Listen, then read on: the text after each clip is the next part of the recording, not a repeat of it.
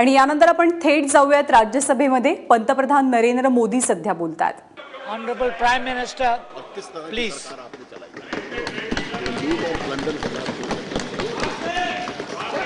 आदरणीय सभापति जी, इतने बड़े पद पर रहे हुए व्यक्ति ने सदन में जब लूट और ब्लंडर जैसे शब्द प्रयोग किए थे तो 50 बार उधर भी सोचने की जरूरत थी कि मर्यादा अगर लांघते हैं तो सुनने की भी तैयारी थी, और हम उसी कॉइन में वापस देने की ताकत रखते हैं जी, और संविधान की मर्यादाओं में रह करके करते हैं। लोकतंत्र का आदर करते हुए करने वाले लोग हैं, लेकिन किसी भी रूप में पराजय स्वीकार ही नहीं करना, ये कब तक चलेगा? आदरणीय सभापति जी, ये बात सही है कि सामान्य जन को आंदोलित करने के बहुत प्रयास हुए थे, और आज हम देखते हैं देश में कहीं एक छोटा अकस्मात भी हो जाए तो भी 2-4 गाड़ियां जला दी जाती है, कहीं बस भी लेट आ जाए तो भी 1-2 बस जला दी जाती है। ये बाय एंड लार्ज क्या प्रभाव होंगे वो तो विश्लेषण का विषय है, लेकिन ये दृश्य रोजमर्रा की घटनाएं हैं। लेकिन हमारे भीतर की बुराइयों से लड़ने के लिए देश का मन इतना प्रतिबद्ध है कि इतनी कठिनाइयों के बावजूद भी ऐसी कोई घटना उन्होंने होने नहीं दी, और पूरे विश्व के सामने भारत के लोगों के इस सामर्थ्य को हमने गर्व के साथ प्रस्तुत करना चाहिए, हमें इसकी बात करनी चाहिए, और तभी जाकर के मैं समझता हूं कि इस बात को दुनिया समझ पाएगी कि हम किस प्रकार के सोचते हैं। मैं आज एक और बात भी उल्लेख करना चाहता हूं कि मसला ऐसा था, हम और सीताराम जी की विचारधारा अलग है, तो विचारों की प्रस्तुति अलग हो तो स्वाभाविक है, लेकिन ये एक ऐसा विषय था जब मैं सोच रहा था तो मुझे पूरी कल्पना थी कि सीताराम जी और उनका दल हमारे साथ रहेगा, इस काम में हमारे साथ रहेगा, और उसका कारण था, कारण ये था आप ही की पार्टी के वरिष्ठ नेता श्रीमान ज्योतिर्मय बसु 1972 में उन्होंने वांचू कमेटी का रिपोर्ट हाउस में रखने के लिए बड़ी मांग की और बहुत बड़ा उन्होंने लड़ाई लड़ी थी। सरकार मानती नहीं थी, उसको प्रस्तुत नहीं कर रही थी। आखिरकार वो एक कॉपी ले आए, उन्होंने खुद ने टेबल पे रखी, उन्होंने खुद ही ज्योतिर्मय बसु जी ने उस रिपोर्ट को टेबल पे रखा, प्राइवेट मेंबर कहते, और उनका जो भाषण हुआ था उस दिन वो आज भी बहुत प्रस्तुत है। उन्होंने कहा था 26 अगस्त 1972, सर 12 नवंबर 1970 को इस शक्तिशाली और प्रतिष्ठित कमेटी की प्राथमिक सिफारों में से एक था विमुद्रीकरण। सर, श्रीमती इंदिरा गांधी काले धन के दम पर ही बची हुई है, उनकी राजनीति काले धन से ही जीवित है, इसलिए न सिर्फ इस रिपोर्ट को लागू नहीं किया गया बल्कि 1.5 साल तक दबाए भी रखा गया। ये ज्योतिर्मय बसु जी ने 26 अगस्त को 1972 को कहा था। दोबारा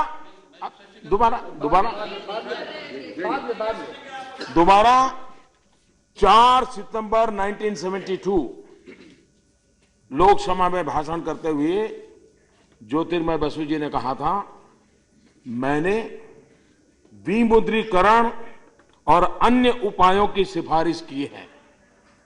मैं अब उन्हें दोहराना नहीं चाहता।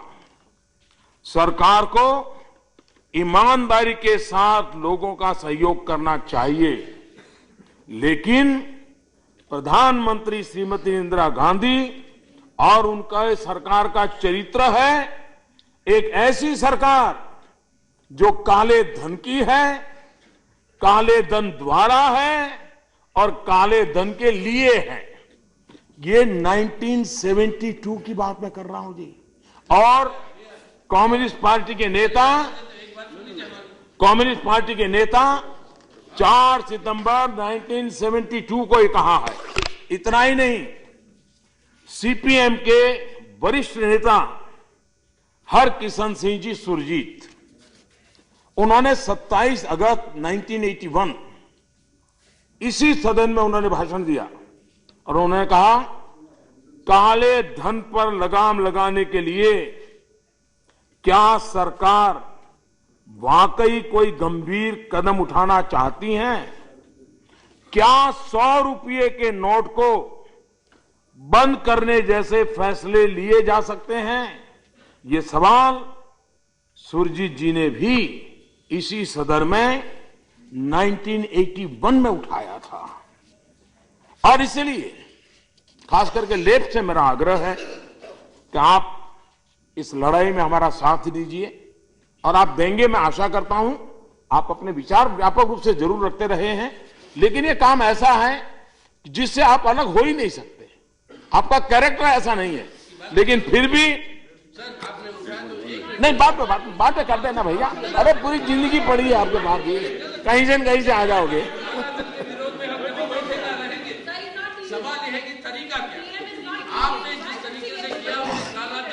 बैठिए please sit down. Sitaram ji please sit down. ये तो समय बताएगा। Please sit down please. ये बात सही है कि लोकतांत्रिक व्यवस्थाओं में इतने कड़े फैसला लेना, आमतौर पर लोग मानते हैं भाई पॉपुलिस्ट कदम लेना ये लोकतंत्र का स्वभाव बन जाता है, शॉर्ट टर्म गोल को लेकर के करना स्वभाव बन जाता है। और इसलिए इतना बड़ा फैसले को समझने के लिए भी थोड़ा समय लगता है। तो उसमें मैं किसी का दोष नहीं देता हूं। धीरे धीरे लोग समझ जाएंगे, जो आज इसका विरोध कर रहे हैं उनको भी समझ आएगा कि इतना बड़ा फैसला कितना बड़ा देश का भला करने की संभावनाएं लेकर के आया है और हम उसको आगे बढ़ाना चाहते हैं। यहां पर डिजिटल व्यवस्था के संबंध में चर्चा हो रही है। मैं हैरान हूं, जो जितने भाषण हुए सामने से, इस देश में ये नहीं है, दिखना नहीं है, फलाना नहीं है, ये नहीं हुआ, वो नहीं हुआ, टॉयलेट है तो पानी नहीं है, पता नहीं जात जात का बोले। मैं सोच रहा था ये जो बोल रहे हैं वो क्या बोल रहे हैं। मुझे लगता है वो 70 साल के हिंदुस्तान की सरकारों का रिपोर्ट कार्ड दे रहे थे। जो भी बोल रहे थे ये नहीं है तो 70 साल का ये रिपोर्ट कार्ड है। आज 70 साल में मेरा कंट्रीब्यूशन 2.5 साल का ही है। ये हमने, हाँ, आपने टॉयलेट बनाया तो मैंने ताला लगा दिया क्या? आपने रोड बनाया तो मैंने उखाड़ के फेंक दिया क्या? आपने पानी का नल डाला था और मैंने आकर ट्यूब काट दी क्या? यह हकीकत है। कोई ये नहीं कहता है कि हिंदुस्तान के हर कोने में डिजिटल व्यवस्था है। कौन कहता है? सवाल यह है कि माइंडसेट बदलने के लिए जहां संभावना है वहां हम इसको कर सकते हैं कि नहीं कर सकते हैं। मान लीजिए दिल्ली शहर में संभावना है, चलो भाई दिल्ली से शुरू करो। हम लोग पॉजिटिव कुछ कंट्रीब्यूट करो। बिहेवियरल चेंज का विषय है। अगर कलकत्ता के लोगों के पास मोबाइल फोन है, कलकत्ता में लोगों के पास अगर डिजिटल कनेक्टिविटी, वहीं तो शुरू करो। हो सकता है दूर सुदूर बांग्लादेश की बॉर्डर के गांव में नहीं होगा, ये कहना। और दूसरा, हम इस बात का तो गीत गाते रहते थे, हमने ये कर दिया, हमने वो कर दिया, दिखना कर दिया। अब जब उसको लागू करने की बात आई तो हमें तकलीफ हो रही है। आवश्यकता है दूसरा, हम शब्दों का खेल खेलते हैं। हर कोई मानता है, भाई किसी भी बच्चे को पूछो, वे स्कूल डेली जाते हो? किसी को भी, आपके भी संतानों को मैं पूछूंगा तो ये कहेंगे हाँ डेली जाता हूं। लेकिन मुझे भी मालूम है, उसको भी मालूम है, संडे को नहीं जाता है। सबको मालूम है। तो ये स्वाभाविक, उसी प्रकार से देश में कैशलेस का मतलब है धीरे धीरे समाज को इस प्रकार की पेमेंट की दिशा में ले जाना। दुनिया में आज भी बड़े बड़े समृद्ध देश भी चुनाव करते हैं तो बैलेट पेपर छाप करके थप्पे मार के चुनाव करते हैं। जिस दिन को अनपढ़ माना जाता है, ये हिंदुस्तान दुनिया का सबसे बड़ा लोकतंत्र बटन दबा करके वोटिंग करता है। जिस दिन बटन दबाने की व्यवस्था आई होगी, किसी ने सोचा होगा कि इतनी टेक्नोलॉजी हमारे देश का गरीब से गरीब आदमी हड़प कर सकता है? यानी कि हम अपने देश की शक्ति को कम ना आके, हाँ हमको लगता है कि ये रास्ता ही गलत है तो ठीक है, लेकिन असुविधा है, तकलीफ है, इसलिए छोड़ देना वो सही नहीं है। असुविधा होगी, व्यवस्थाएं कम होगी, लेकिन आगे तो बढ़ना होगा। आगे बढ़ने के अंदर कुछ लोग कहते हैं दुनिया में कोई देश है क्या? दुनिया के कई देश, मैं हैरान हूं, आनंद शर्मा जी कह रहे थे, आप आश्चर्य होगा, कोरिया ने डिजिटल जाने के लिए जो इंसेंटिव स्कीम बनाई है, इतनी बड़ी मात्रा में आई, ये कह रहे हैं आप करोड़ों रुपया डिजिटल को प्रमोट करने के लिए कर रहे हो। अब जो भीम ऐप बनाई है, भीम ऐप में एक नए पैसे का खर्चा नहीं है, बिना खर्चे ट्रांजैक्शन हो रहा है, 1 रुपया का किसी बैंक को, किसी को कोई कमीशन नहीं जाता है। और इसलिए दुनिया पेपरलेस, प्रीमाइसिस लेस बैंकिंग की तरफ जा रही है। भारत को पीछे रहने का कोई कारण नहीं है। हमने भी, हाँ हो सकता है हमारी व्यवस्थाएं कम होगी तो थोड़ा 2 साल और ज्यादा लगेंगे, 5 साल और लगेंगे, लेकिन शुरू करना या ये दिशा गलत है, ये विचार मैं समझता हूं उपयुक्त नहीं होगा। हम लोगों ने प्रयास करना चाहिए इसको प्रमोट करने के लिए, अपने अपने इलाके में भी लोगों को हमने समझाना चाहिए और उस दिशा में हमने आगे बढ़ाना चाहिए। आप देखिए हमारे देश में रेलवे, सामान्य मानवी जाता है, आज 60 से 70% रेलवे में ऑनलाइन बुकिंग होने लगा है। उनका पेमेंट ऑनलाइन, अगर वो टिकट कैंसिल करते हैं तो ऑनलाइन पैसा वापस जा रहा है। आज बहुत से परिवार हैं जो शहरों में रहते हैं, उनको अगर बिजली का बिल भरना है, पहले बिजली का बिल भरने के लिए आधे दिन छुट्टी लेनी पड़ती थी और जाकर के दफ्तर में, आज वो घर में रात को 12 बजे आकर के अपने मोबाइल फोन से बिजली का पेमेंट दे रहा है। सुविधा बढ़ती चली जा रही है। अगर ये सुविधा वैज्ञानिक तरीके से, टेक्नोलॉजी के तरीके से मिलती है तो हमने, हाँ उसकी कमियों की चिंता जरूर करनी चाहिए। टेक्नोलॉजिकल भी कोई कमी आती है तो उसको ठीक करना चाहिए, लेकिन ये कल्पना ही गलत है। अगर ये नेगेटिविटी लेकर के हम चलेंगे तो हम देश का कोई भला नहीं कर सकते हैं। रुपए कार्ड, अभी अरुण जी बता रहे थे, इस देश में जनधन अकाउंट के साथ 21 करोड़ लोगों को रुपए कार्ड दिए हैं और आपको अंदाज नहीं है इसका ताकत क्या होती है। आमतौर पर जेब में ये कार्ड होना ये बड़ा प्रेस्टिजियस बन गया एक वर्ग के लिए, पेमेंट करना तो कार्ड से निकालना, ये भी हवा बन गई। ये गरीब का तो विषय ही नहीं है जी। अभी मुझे अनंत कुमार जी बता रहे थे, वो बेंगलोर से आ रहे थे, तो उनके साथ कोई आईटी प्रोफेशनल कोई बैठे थे, तो उन्होंने अपने ड्राइवर की घटना सुनी। बोले उनका ड्राइवर बहुत खुश है इस डिमोनेटाइजेशन से। तो बोले क्यों? बोले देखिए आज कोई बड़ा आदमी कार्ड रखता है, मैं भी कार्ड रखता हूं। वो कार्ड दिखाने लगा, उसका बड़ा आनंद था। अब देखिए ये समाज के सामान्य व्यक्ति के जीवन में भी एक बदलाव की व्यवस्था, एक नया आत्मविश्वास पैदा होता है। जिसके घर में एक साइकिल भी नहीं आती है ना, वो खुशी से समा नहीं पाता है, मोटरसाइकिल आ जाती है। जिसके पास स्कूटर हो, अगर कार छोटी सी लाता है, पुरानी भी लाता है, वो गर्व करता है। हमने समाज के छोटे छोटे लोगों के जो एस्पिरेशंस हैं, उस एस्पिरेशंस को पूरा करने की दिशा में हमारा प्रयास होना चाहिए। और उसे डायरेक्ट बेनिफिट ट्रांसफर, कितना बड़ा फायदा हुआ है। मैंने उस सदन में विस्तार से कहा है, डायरेक्ट बेनिफिट ट्रांसफर के द्वारा करीब करीब 50,000 करोड़ रुपया जो कभी लीकेज होते थे और हर वर्ष होते थे, अब तक बचा पाए और आगे पता नहीं कितने बच पाएंगे। डायरेक्ट बेनिफिट, स्कॉलरशिप जैसे में एक ही व्यक्ति 6 जगह से लेता है। विधवा पेंशन, जो बेटी का जन्म नहीं हुआ वो विधवा भी हो गई और चेक भी कट रहे थे। ये डायरेक्ट बेनिफिट ट्रांसफर स्कीम के कारण ये जो लीकेज थे और बिचौलिए ले जाते थे, इसमें बहुत बड़ा देश का खजाना जो लूटा जा रहा था उसमें रोक लगी है। तो डायरेक्ट बेनिफिट स्कीम का भी इसके कारण फायदा हुआ है और हमें कोशिश करनी चाहिए डिजिटल पेमेंट को बढ़ाने के लिए। हम जितना प्रयास करते हैं हमारा करते रहना चाहिए। सरकार ने उस व्यवस्था को विकसित करना, पॉस मशीन की आवश्यकता, बहुत तेजी से पॉस मशीन बढ़ाए जा रहे हैं। मोबाइल पेमेंट के लिए, ई वॉलेट के लिए प्रमोशन हो रहा है। इंटरनेट बैंकिंग की तरफ काम चल रहा है। आधार बेस्ड पेमेंट, जिस प्रकार से टेक्नोलॉजी डेवलप हुई है, सिर्फ आधार के आधार पर कोई मोबाइल फोन की भी जरूरत नहीं पड़ेगी, वो अपना पेमेंट दे पाएगा। वो दिन दूर नहीं होंगे और इसलिए इस व्यवस्थाओं को या तो थोड़ा हम समझने की कोशिश करें और अपनी टीमों को इसमें लागू करने के लिए प्रयास करें।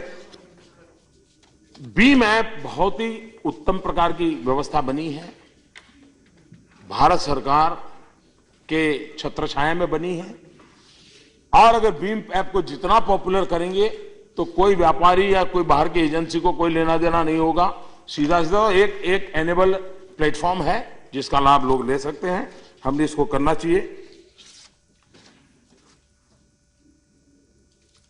अब देखिए, ड्राइवर जो हाईवे पर जाता है, हम जानते हैं कि व्हीकल रुकने के कारण कितना खर्चा हमारे पेट्रोल डीजल का होता है।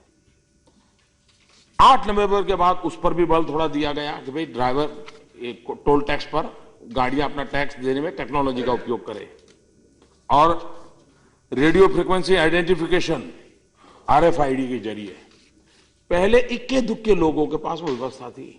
इतने कम समय में आज करीब करीब 20% ट्रैफिक ये RFID के द्वारा पेमेंट करता है। कार आती है, सीधा उसका रजिस्ट्रेशन हो जाता है, बैंक में डिलीवर हो जाता है, उसको रुकना नहीं पड़ता, चली जाती है।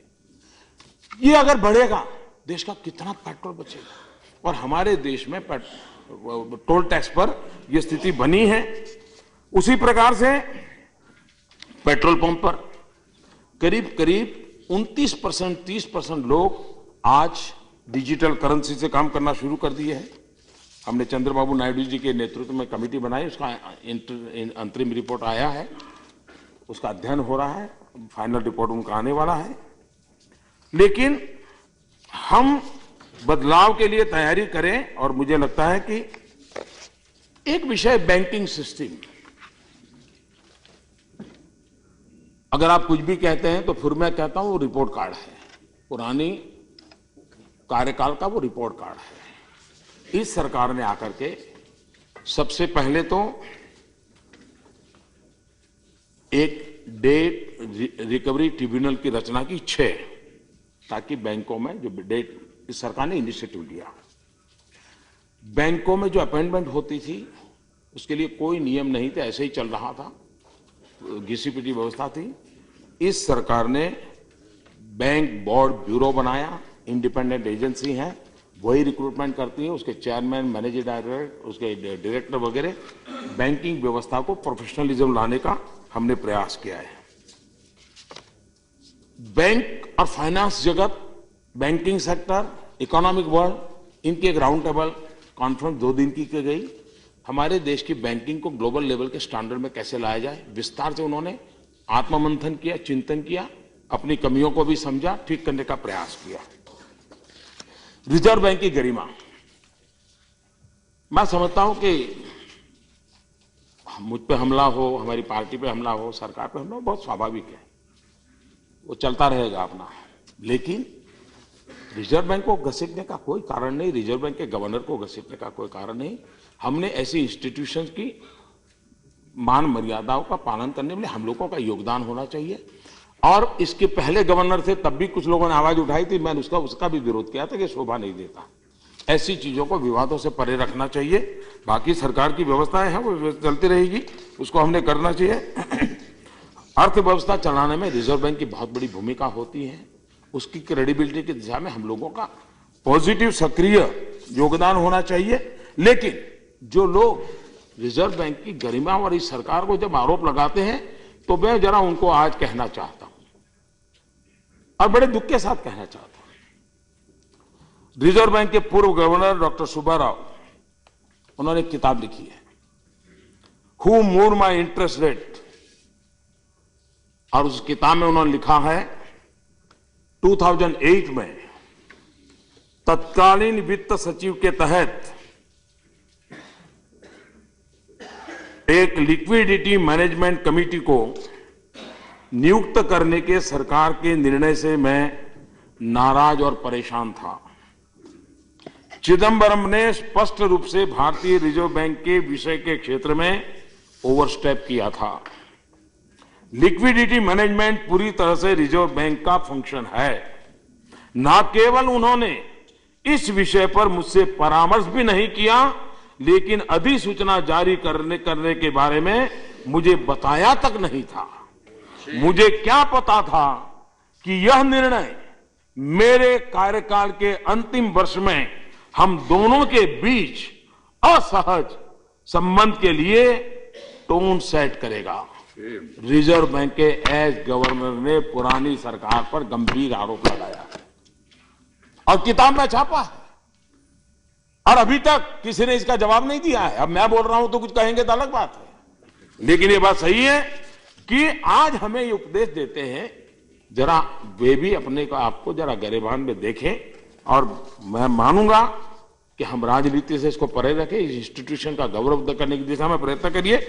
और हमने क्या किया है, आरबीआई की ताकत बढ़े उसके निर्णय इस सरकार ने आकर के किए हैं। हमने आरबीआई एक्ट संशोधन करके मॉनेटरी पॉलिसी कमेटी की स्थापना की। ये कई वर्षों से उसकी चर्चा चल रही थी, कोई नहीं कर रहा था, हमने की। इस समिति को मॉनेटरी पॉलिसी संचालन की पूरी स्वायत्ता दी गई। इस समिति के प्रमुख आरबीआई के गवर्नर है। आरबीआई के 2 अधिकारी के अलावा 3 विशेषज्ञ इसके सदस्य हैं। इस समिति में केंद्र सरकार का एक भी सदस्य नहीं रखा गया है, और इससे बड़ी स्वायत्ता, मॉनेटरी पॉलिसी बहुत बड़ी बात होती है, इतनी बड़ी स्वायत्ता कोई कल्पना नहीं कर सकता है, इस सरकार ने आरबीआई को दी है, और उसके कारण आरबीआई की ताकत को बढ़ावा मिला है। ये बात सही है।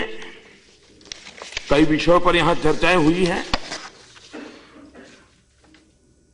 कोई सरकार सोने के लिए तो आती नहीं है। पहले भी जो सरकारें आई हैं उन्होंने भी कुछ न कुछ करने का तो प्रयास किया होगा। हम ये तो नहीं कहते किसी ने बिल्कुल कुछ किया ही नहीं होगा। अगर मैं कहता, मैं लाल किले पर से बोला हूं, लाल किले पर से, और हिंदुस्तान के और किसी प्रधानमंत्री ने बोला नहीं है जो मैंने बोला।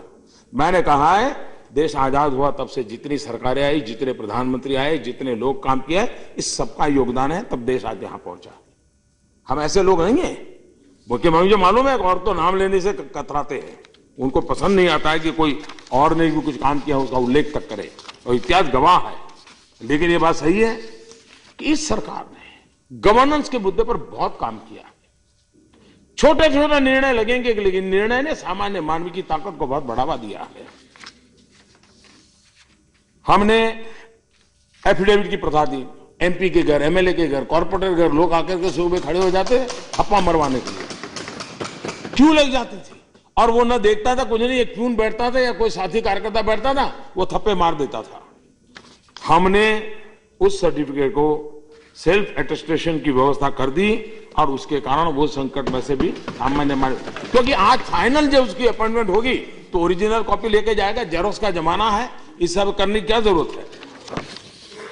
नॉन गैजेटेड में हमने इंटरव्यू खत्म कर दिए, टेक्नोलॉजी के द्वारा तय होगा कि जो अपने उसके मेरिट होंगे, मेरिट के आधार पर नौकरी मिलेगी, उसके कारण करप्शन गया। 1100 से अधिक कानून को खत्म किया, इसी 2 सदनों ने खत्म किया। सीनियर पोस्ट पर नियुक्ति, कई अखबारों ने आर्टिकल लिखे हैं, पहली बार मेरिट के आधार पर अपॉइंटमेंट हो रही है। पुराने प्रक्रिया सारी मेरा तेरा सब चला गया है, और इस पर कई न्यूट्रल अखबारों ने बहुत अच्छे आर्टिकल भी लिखे हैं। डीबीटी, डायरेक्ट बेनिफिट के द्वारा लीकेजेस को रोका गया है। पहले कंपनी रजिस्टर करनी होती तो 24 घंटे, 7-7, 15-15 दिन, 2-2 महीने लगते थे। आज 24 घंटे में कंपनी रजिस्टर हो सकती है, ये व्यवस्था की। पहले पासपोर्ट पाने में महीने लग जाते थे, आज पासपोर्ट एक हफ्ते के भीतर देने की व्यवस्था की है। और अब पोस्टल में जो हेड ऑफिस है उसको भी पासपोर्ट ऑफिस में कन्वर्ट करने की दिशा में हम लोग काम कर रहे हैं और उसका भी लाभ सामान्य मानवी को मिलने वाला है और उस दिशा में हमारा प्रयास है। हम ये भी जानते हैं कोयले की नीलामी कितना बड़ा विषय था, आसानी से सरकार ने उसको लागू कर दिया, पारदर्शिता को लाए। एक बड़ा महत्वपूर्ण निर्णय किया है जिसकी अभी चर्चा काफी हुई नहीं है, लेकिन मैं इस सदन को बताना चाहता हूं। सरकार का जो खरीद करने की परंपरा होती है उसमें हम लोगों ने जेम GEM इसको लॉन्च किया है और जिसमें government e-market place GEM, government e-market place, और इस व्यवस्था को वर्ल्ड बैंक के south Asia procurement innovation award से भी सम्मानित किया गया है।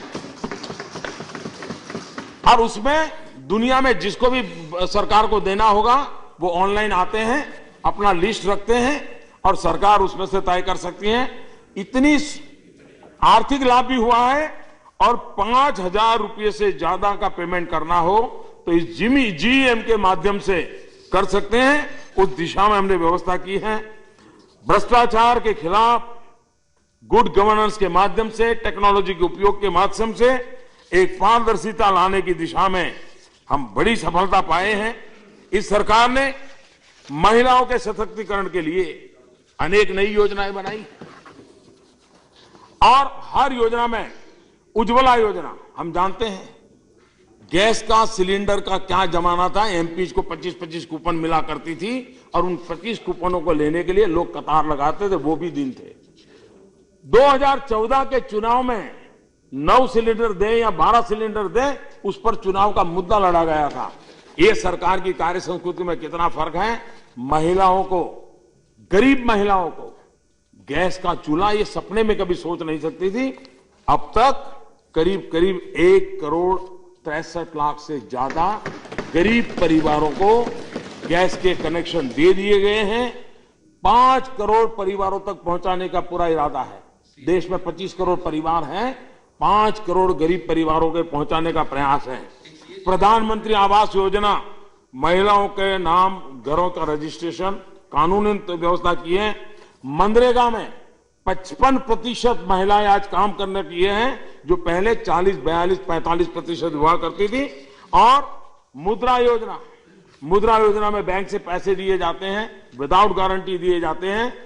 पैसे लाने में 70% महिलाएं हैं, यानी एंटरप्रेन्योर के रूप में हमारे देश की महिलाएं इसके साथ जुड़ रही हैं। पंडित दीनदयाल अंत्योदय योजना, सेल्फ हेल्प ग्रुप के काम दक्षिण भारत में कुछ मात्रा में चलता था, लेकिन पूरे भारत में और ईस्टर्न इंडिया में उसको बढ़ावा देने की दिशा में भी हम लोगों ने काम करने का प्रयास किया है।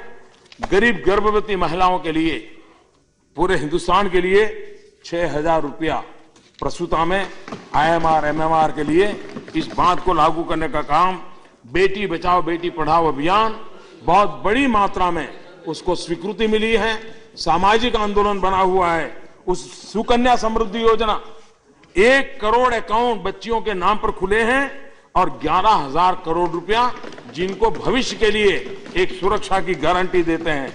महिला शक्ति केंद्र, 500 करोड़ की लागत से 14 लाख आंगनवाड़ी केंद्रों में इसकी स्थापना हुई है। मिशन इंद्रधनुष, बच्चे, टीकाकरण नहीं होता था, सरकार चलती थी, टीकाकरण के कार्यक्रम होते थे। 55 लाख बच्चे ऐसे ध्यान में आए कि जिनका टीकाकरण नहीं हुआ था। मिशन इंद्रधनुष के कारण उन बच्चों को खोजा गया, उनकी जिंदगी बचाने की दिशा में काम किया गया और उनको ग्रामीण क्षेत्र में, यहां पर मैं हैरान था, स्वच्छता की मजाक उड़ाई जा रही थी। क्या कारण है मैं समझ नहीं पा रहा हूं जी। हम में से कोई नहीं है जो गंदगी में रहना चाहता है, और हम ये भी जानते हैं कि स्वच्छता ये बिहेवियर का इश्यू ज्यादा है, इंफ्रास्ट्रक्चर का उसके साथ आता है।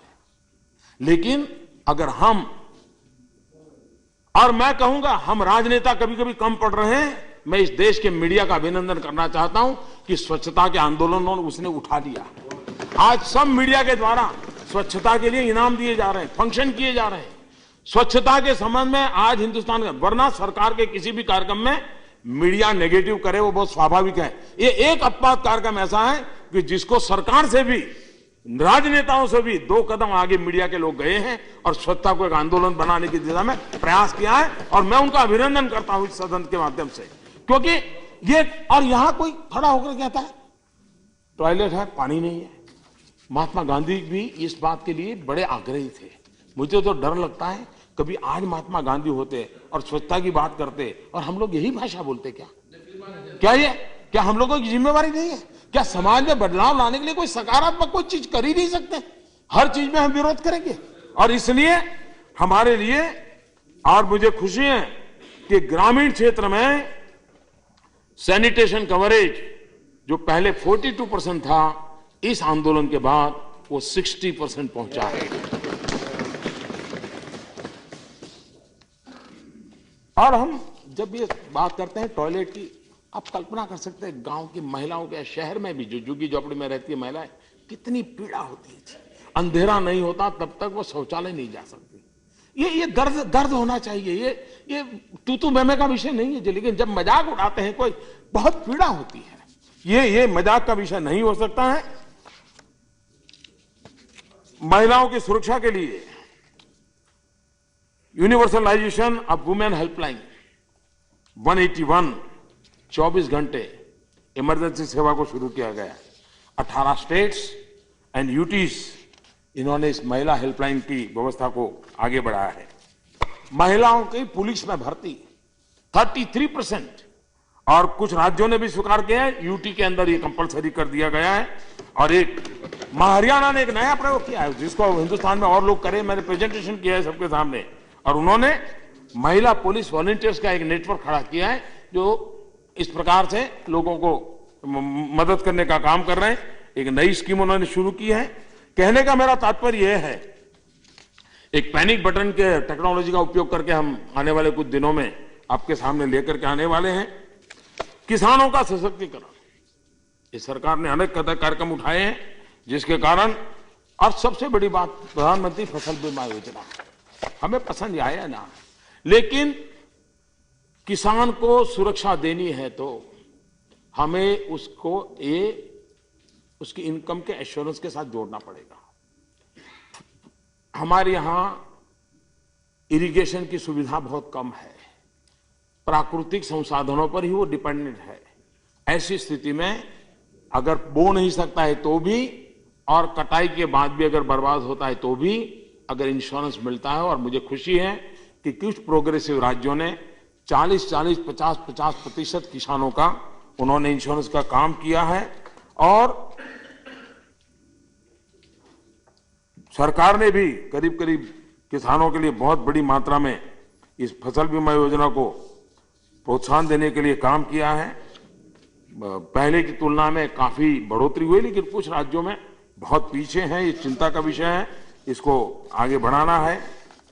नई फर्टिलाइजर पॉलिसी बाद में करते हैं सर जी, एक बार हो जाए, आपको तो मैं जिंदगी भर सुनूंगा, बैठिए। नई फर्टिलाइजर पॉलिसी, यूरिया का उत्पादन। देखिए, नीम कोटिंग के कारण 2 महत्वपूर्ण लाभ हुए। एक तो जमीन को तो फायदा हो ही रहा है, उत्पादन भी बढ़ रहा है, लेकिन पहले किसान के नाम से सब्सिडी कटती थी, बिल किसान के नाम से फटता था, लेकिन वो केमिकल इंडस्ट्री में रॉ मटेरियल के रूप में चला जाता था।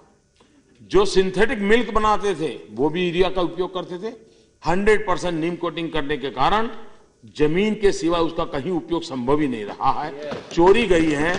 यूरिया की खपत की कोई आज न यूरिया का ब्लैक मनी हो रहा है, यूरिया नहीं मिल रहा है ऐसा किसी चीफ मिनिस्टर की चिट्ठी नहीं आती है, यूरिया के लिए कतार नहीं लगती है, यूरिया के लिए किसी को परेशानी नहीं हो रही। छोटे से परिवर्तन भी कितना बड़ा बदलाव ला सकते हैं वो आप देख सकते हैं।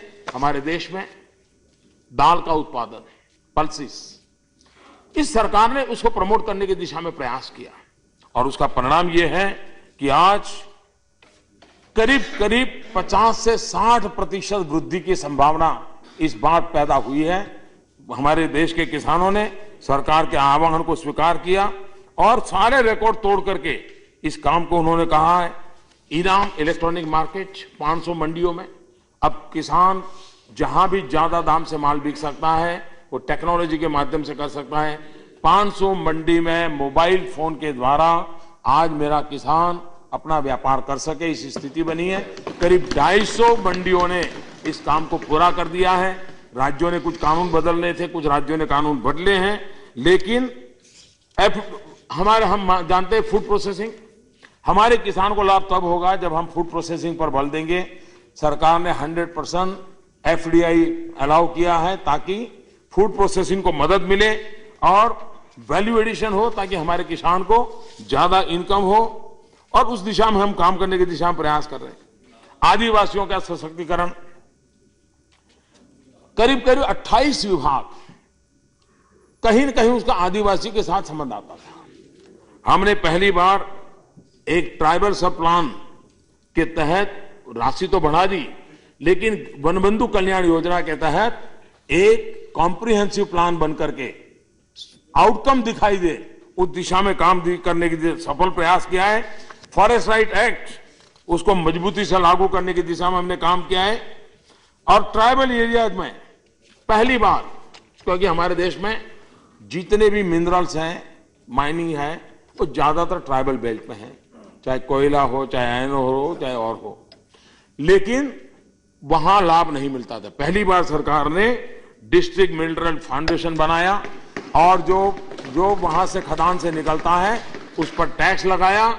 मुझे छत्तीसगढ़ के मुख्यमंत्री कह रहे थे कि मेरे 7 जिले ऐसे हैं कि जहां से जो खनिज निकलता है, ये आपने योजना की है, फाउंडेशन बनाया है, उसके कारण उन जिलों के विकास के लिए मुझे अब एक्स्ट्रा बजट की कभी जरूरत नहीं पड़ेगी। इतनी बड़ी मात्रा में राशि उन गरीब आदिवासियों के काम आने वाली, उसको हमने काम किया है।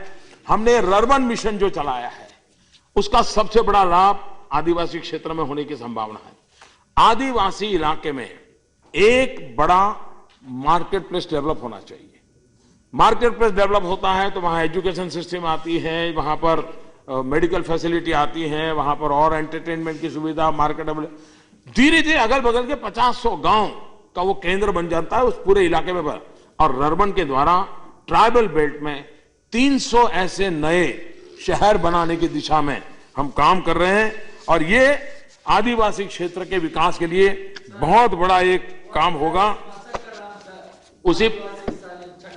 उसी प्रकार से स्वच्छता मैंने प्रारंभ में किया था। स्वच्छता एक जन आंदोलन बनना चाहिए। जन आंदोलन बनाने की दिशा में हम सबका कोई न कोई योगदान होना चाहिए। जब से हमने स्वच्छता के लिए रैंकिंग करना शुरू किया है, इंडिपेंडेंट एजेंसी द्वारा किया है, शहरों के बीच में अब स्पर्धा शुरू हुई है। एक शहर अगर आगे गया तो दूसरा शहर उस शहर को टोकता है कि देखो वो शहर तो आगे हो गया, हम क्यों सफाई नहीं करें। एक धीरे धीरे ये बात नीचे तक जाने लगी है। हम लोगों ने उसको बल देना चाहिए। और हर रेंज में मैं तो चाहूंगा जिस पॉलिटिकल पार्टियां, हमारे देश की सभी पॉलिटिकल पार्टियों को कहीं न कहीं सरकार चलाने का इन दिनों अवसर मिला है। और रर्बन के द्वारा ट्राइबल बेल्ट में 300 ऐसे नए शहर बनाने की दिशा में हम काम कर रहे हैं, और ये आदिवासी क्षेत्र के विकास के लिए बहुत बड़ा एक काम होगा। उसी प्रकार से स्वच्छता मैंने प्रारंभ में किया था। स्वच्छता एक जन आंदोलन बनना चाहिए। जन आंदोलन बनाने की दिशा में हम सबका कोई न कोई योगदान होना चाहिए। जब से हमने स्वच्छता के लिए रैंकिंग करना शुरू किया है, इंडिपेंडेंट एजेंसी द्वारा किया है, शहरों के बीच में अब स्पर्धा शुरू हुई है। एक शहर अगर आगे गया तो दूसरा शहर उस शहर को टोकता है कि देखो वो शहर तो आगे हो गया, हम क्यों सफाई नहीं करें। एक धीरे धीरे ये बात नीचे तक जाने लगी है। हम लोगों ने उसको बल देना चाहिए। और हर रेंज में मैं तो चाहूंगा जिस पॉलिटिकल पार्टियां, हमारे देश की सभी पॉलिटिकल पार्टियों को कहीं न कहीं सरकार चलाने का इन दिनों अवसर मिला है। कोई नगर पालिका में होंगे, कोई जिला पंचायत में होंगे, कोई राज्य में होंगे। आप अपनी पार्टी की जो सरकारों में सेवा करने का अवसर मिला है, आप उनके बीच तो कंपटीशन कीजिए। भाई कम्युनिस्ट रूल जितने शहर है वो उनके बीच स्वच्छता की स्पर्धा कीजिए। कम्युनिस्ट रूल जितनी डिस्ट्रिक्ट पंचायत है उनके बीच स्पर्धा कीजिए। एक वातावरण बनेगा बीजेपी रूल स्टेट होंगे तो वहां की नगर पालिकाएं कंपटीशन करें। एक बार हम इस कंपटीशन को आगे बढ़ाएंगे तो मैं समझता हूं कि ये स्वच्छता का अभियान सफल होगा। ये सरकारी कार्यक्रम नहीं है, ये जन आंदोलन होना चाहिए। ये युगों की आवश्यकता है, बिहेवियरल चेंज की आवश्यकता है। और हम जानते हैं, वर्ल्ड बैंक का रिपोर्ट कहता है कि करीब करीब अस्वच्छता के कारण हेल्थ के लिए 2.5 लाख करोड़ रुपए का बोझ पड़ता है। अगर हम इतनी केयर करें, देश के 2.5 लाख करोड़ रुपया, ये वर्ल्ड बैंक का रिपोर्ट है, हिंदुस्तान के संबंध में गरीब मानवी को तो करीब करीब 1 साल का 7,000 रुपया खर्चा आता है। और गंदगी से बीमारी आना बहुत स्वाभाविक है, हम इसको बचा सकते हैं। अब बच्चों को हाथ धो करके खाना खाना चाहिए, ये हर कोई मानता है, हर कोई मानता है। लेकिन अब हम कहें, कोई कहेगा वहां तो पानी नहीं है, वहां तो नल नहीं है, वहां तो ढिकना नहीं है, बच्चा कुएं पर जाएगा। अरे ऐसे थोड़ा सोचते हैं। ये जो सोच है, इसी सोच ने देश को यहीं दबोच के रखा हुआ है। अरे जरा कुछ सोचे तो सही, निकले तो सही। कठिनाइयां आएंगी तो रास्ते निकलेंगे। लेकिन हम घर में बैठ करके वहां बच्चों को हाथ धोने के लिए कह रहे हो, लेकिन वहां ढिकना नहीं, फलाना नहीं, ऐसे देश बदलता नहीं जी। और इसलिए जो मैं इस मानसिकता से देश का हम बहुत नुकसान कर रहे हैं, और इस मानसिकता से हमने बाहर आना चाहिए। दुनिया में हम देखें, हमारे अड़ोस पड़ोस के देश, चाहे साउथ कोरिया देखें, चाहे मलेशिया देखें, थाईलैंड देखें, सिंगापुर देखें, छोटे छोटे देश, उन्होंने 15-15 साल लगा दिए स्वच्छता के लिए, 15 साल। और आज हम लोगों के लिए वो एक नमूना रूप मॉडल के रूप में वो नजर आते हैं। क्यों हम हिंदुस्तान में नहीं कर सकते? हमारा भी तो सपना होना चाहिए कि छोटे छोटे देश अगर वे हो सकते हैं तो हम क्यों नहीं हो सकते? और हमने उस दिशा में प्रयास करना चाहिए। लेकिन कभी कभी क्या लगता है, जिस प्रकार का वातावरण बना है, किसी शायर ने कहा है, शहर तुम्हारा, कातिल तुम, शाहिद तुम, हाकिम तुम, मुझे यकीन है कि मेरा ही कसूर निकलेगा। लेकिन मैं मानता हूं कि उसमें हम जरा बाहर आए। एक और विषय करके मैं अपनी बात को समाप्त करना चाहूंगा। एक भारत श्रेष्ठ भारत, इस काम को हम 31 अक्टूबर को लॉन्च किया, सरदार पटेल की जयंती पर लॉन्च किया। हमारे देश में दुनिया के किसी राज्य के साथ सिस्टर स्टेट बनना, सिस्टर सिटी बनना, ये तो कई वर्षों से चल रहा है। लेकिन हम अपने ही देश के अलग अलग लोगों से मिलने के लिए आदत नहीं बनी। हमने ऐसे प्रकार से कर दिया कि जिसके कारण कई राज्यों को लगने लगा हमारी उपेक्षा हो रही है। आवश्यकता है कि हमारे देश के इस पोटेंशियल को हमें पकड़ना चाहिए। हमने कोशिश की है एक भारत श्रेष्ठ भारत कार्यक्रम के तहत, और मैं चाहूंगा कि सदन में जो लोग हैं इसको समझने का और आगे बढ़ाने में मदद करें। जैसे 2 राज्यों के बीच में एमओयू करते हैं, अभी कोई 12 राज्यों ने एक दूसरे के साथ शायद कर लिया है। कोशिश ये है, जैसे हरियाणा और तेलंगाना ने किया है, तो हरियाणा में तेलुगु भाषा के 100 सेंटेंसेस हरियाणा के लोग बोलना सीखे। हॉस्पिटल कहां है, रिक्शा कहां मिलेगी, होटल कहां है, बस स्टेशन कहां है, पुलिस थाना कहां है, ये अगर सीखने को मिलेगा। और तेलंगाना के लोग हरियाणा की भाषा सीखे।